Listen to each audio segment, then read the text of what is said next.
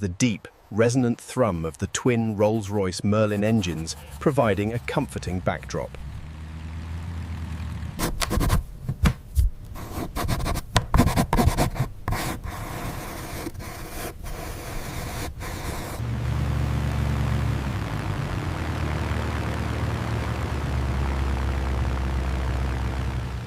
In a Mosquito, Wall feels untouchable. Built almost entirely of wood and frighteningly fast. The Mossy routinely cruises at speeds and altitudes that leave the Luftwaffe's piston engine fighters. The Bf-109s and FW-190s gasping for air far below.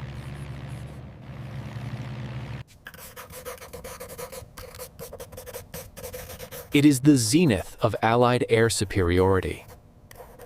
For months, the skies over Europe have belonged to the Americans by day and the British by night. The Luftwaffe, once the terror of the continent, has been systematically dismantled. Starved of fuel, short on experienced pilots, and overwhelmed by sheer numbers.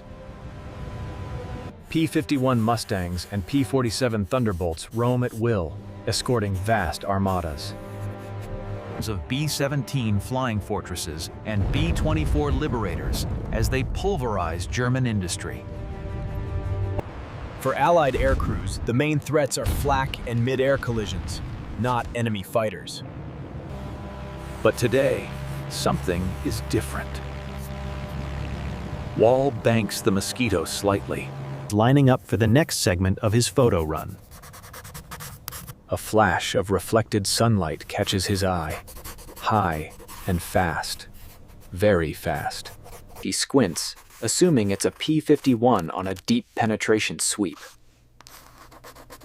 But the shape is wrong. There is no propeller arc at the front. The wings are swept back, sleek and predatory, unlike anything in the Allied inventory. and the speed defies belief.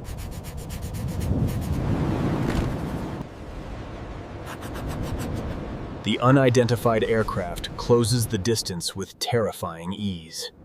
Wall pushes the throttles forward, maximizing the Merlin engine's output. But the strange craft simply overtakes him.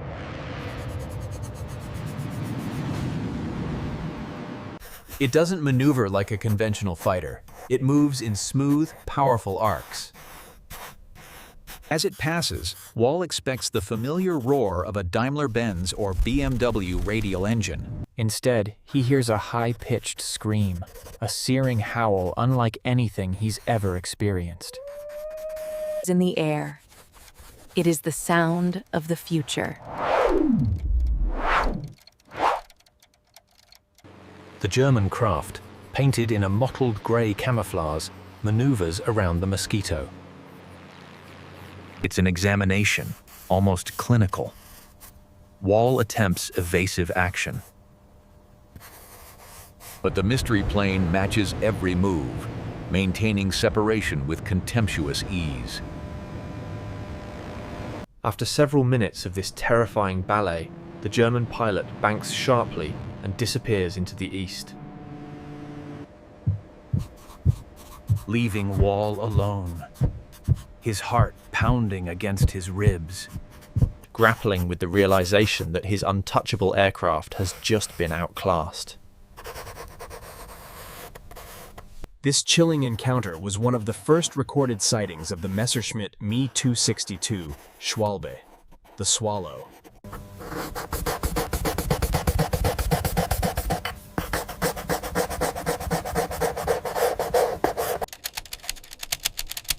By the autumn of 1944, these sightings were no longer isolated incidents. They were becoming nightmares realized for the heavy bomber formations of the U.S. 8th Air Force. Imagine you are the pilot of a B-17, grinding through the thin air over central Germany. The sky is filled with the contrails of hundreds of bombers, stacked in tight combat boxes for mutual protection. The air is vibrating with the power of thousands of radial engines. Your P-51 escorts, the little friends, dance protectively on the flanks. Suddenly, the radio crackles with panicked shouts. Bandits! 6 o'clock high! Jesus Christ, look at them go! A flight of conventional Briff 109s makes a desperate pass at the formation, easily handled by the Mustangs. But then, something else arrives. They come out of the sun, usually in pairs. They don't dive, they slice. They are moving at 540 miles per hour. Over 100 miles per hour faster than the fastest Allied fighter. The P-51 pilots, the best in the world, react instantly. They drop their tanks and firewall the throttles, desperate to intercept. But it's useless. The Me-262s scream past the escorts as if they were standing still.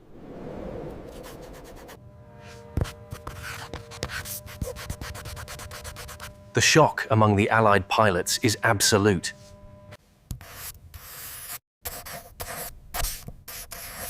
Men who had mastered the art of deflection shooting and who could calculate the complex geometry of aerial combat in a split second find their experience useless. The closure rate is too fast. By the time they line up a shot, the jet is gone.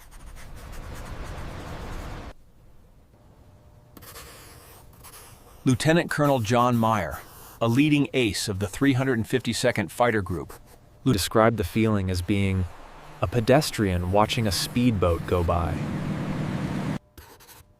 The jets didn't just represent a technological leap. They represented a psychological blow. The confidence that had sustained the Allied air campaign was suddenly, violently punctured. The skies over Germany were no longer safe. The hunter had become the hunted. For the bomber crews, the pilots, navigators, bombardiers, and gunners, crammed into the unheated, unpressurized aluminum fuselages of the B-17s and B-24s. The arrival of the Me-262 introduced a new kind of terror. They were accustomed to the brutal attrition of flak bursts and the sudden violence of conventional fighter attacks. But the jets operated on a different plane of existence. The Me-262 was not designed for the turning dogfights of the Battle of Britain. Its twin Junkers Umo 004 jet engines provided incredible speed, but were sluggish to accelerate and prone to flaming out. If the throttle was handled roughly, the aircraft was heavy on the controls at low speeds. It was built for one purpose, and one purpose only: to kill bombers. The attack profile was devastatingly effective.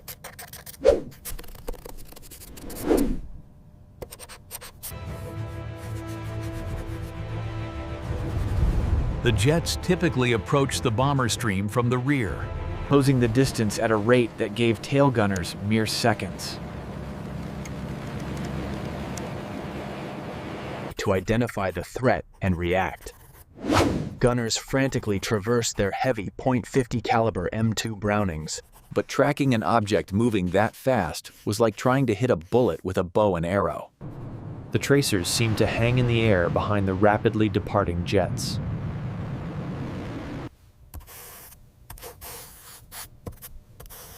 To maximize their effectiveness and minimize their exposure, the German pilots developed the roller coaster tactic.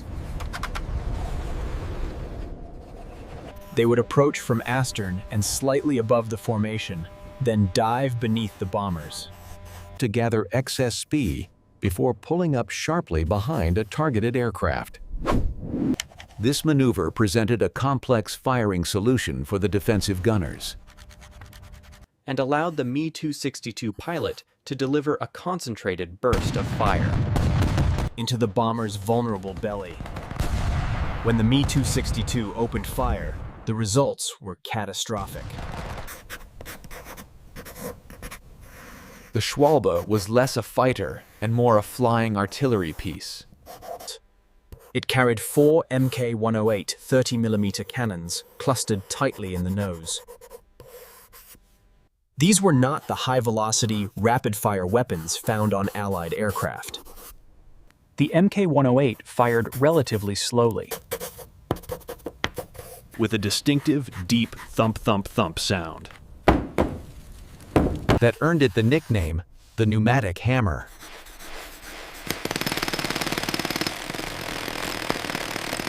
But what the shells lacked in velocity, they made up for in explosive power. They were high-capacity Minengeschosses, designed to explode on contact rather than penetrate armor. The destructive force was immense. It was estimated that only 3 to 5 direct hits were required. to completely destroy a 4-engine heavy bomber. A single 30mm shell could rip the wing off a P-51 Mustang. As the air war progressed into the desperate final months of 1945, the Me-262 threat evolved further. The Germans introduced the R-4M Orkan rocket. These were small, unguided, 55mm rockets mounted on wooden racks under the wings. Up to 24 per aircraft. This innovation changed the dynamic entirely. The Me-262 pilots didn't even need to close within the effective range of the bomber's defensive machine guns.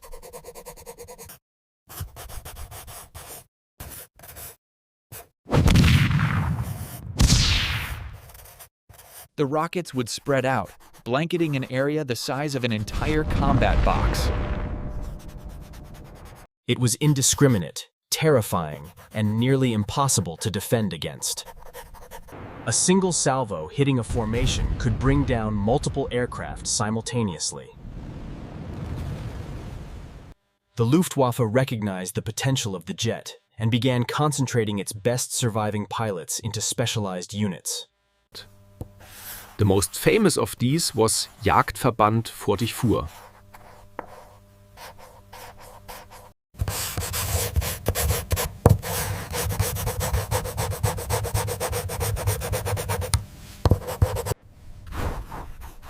This squadron of experts was a collection of the WWII's highest-scoring aces. Men who had survived years of brutal combat on both the eastern and western fronts. Their impact was immediate and shocking.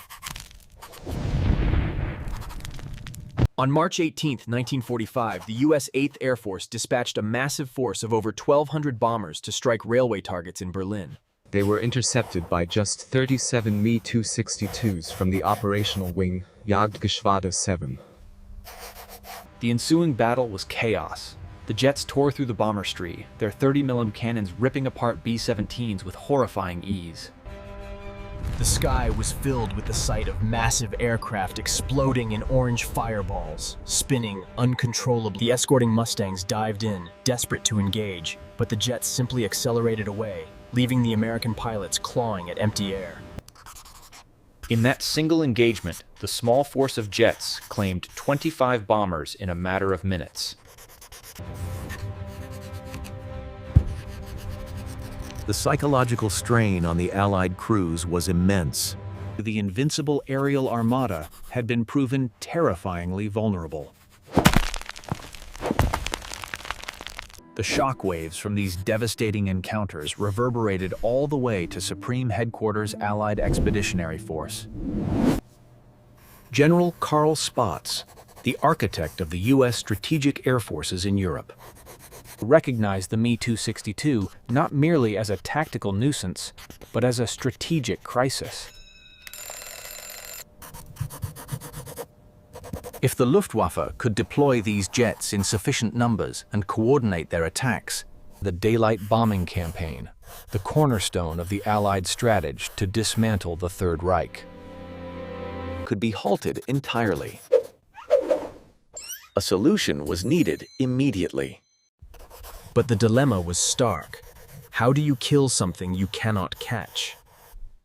The Allied pilots were flying the pinnacle of piston engine technology, the P-51 Mustang, and the Hawker Tempest.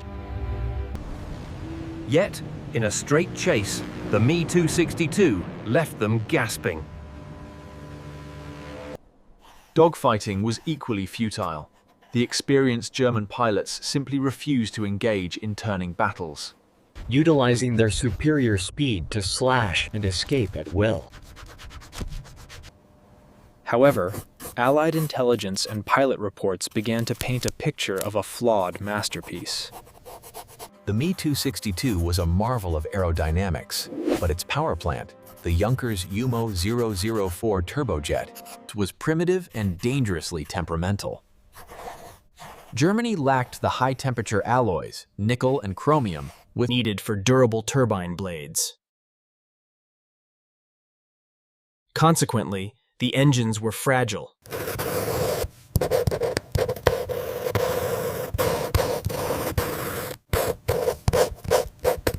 Or simply failing catastrophically. More critically, these early turbojets were notoriously slow to accelerate.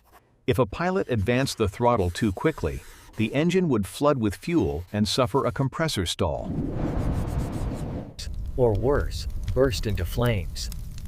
This sluggish response meant the Me-262 was incredibly vulnerable during the critical phases of flight, takeoff and landing. During these maneuvers, the jet was slow, heavy on the controls, and the pilot was entirely focused on delicately managing the engines. Furthermore, the jets required long, paved runways, making their bases easy to identify. The Allies realized they didn't have to outrun the Swallow in the sky. They just had to be waiting for it when it came home. This realization gave birth to a desperate tactic, known colloquially as rat catching. General Jimmy Doolittle authorized aggressive standing patrols directly over known Me-262 airfields. Places like Lechfeld, Achmer, and Rheine.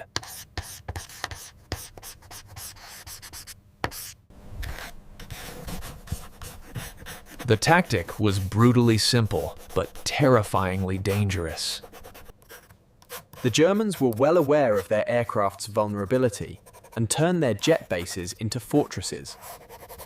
The approach lanes were soon dubbed flak alleys, lined with batteries of lethal 88mm guns and rapid-fire 20mm anti-aircraft cannons.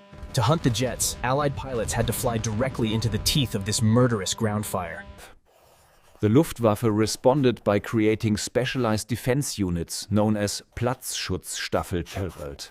These units flew high-performance piston fighters, often the potent, long-nosed Focke-Wulf FW-190 D9.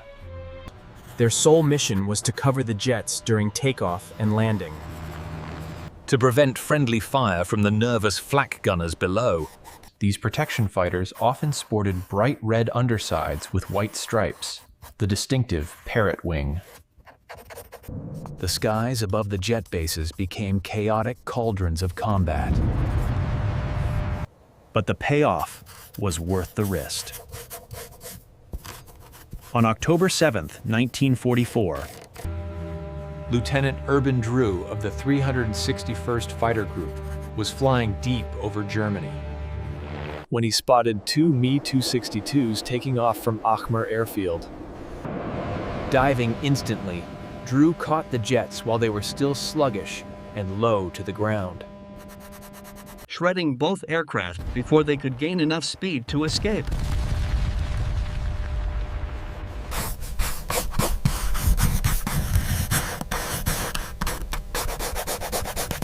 The rat-catching campaign was brutally effective, ensuring the Me-262 could never gather the critical mass needed to truly challenge Allied air supremacy. While Allied pilots risked everything to destroy the jets on the ground, The greatest obstacle to the Me-262 program didn't come from American Mustangs or British Tempests. It came from within the collapsing structure of the Third Reich itself.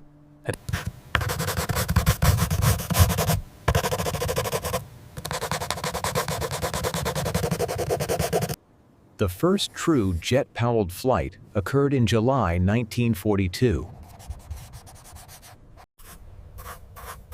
By the spring of 1943, the aircraft was essentially ready for mass production.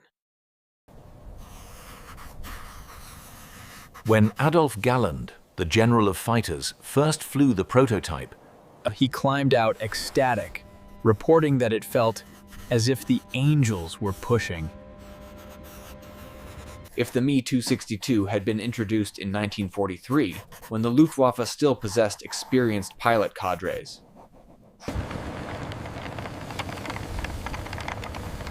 and the German industrial machine was largely intact. The outcome of the air war over Europe might have been terrifyingly different. The Allied bomber offensive, still vulnerable and struggling to achieve deep penetration, could have been stopped dead. But the project languished. Caught between competing industrial priorities and a lack of vision among the Luftwaffe High Command.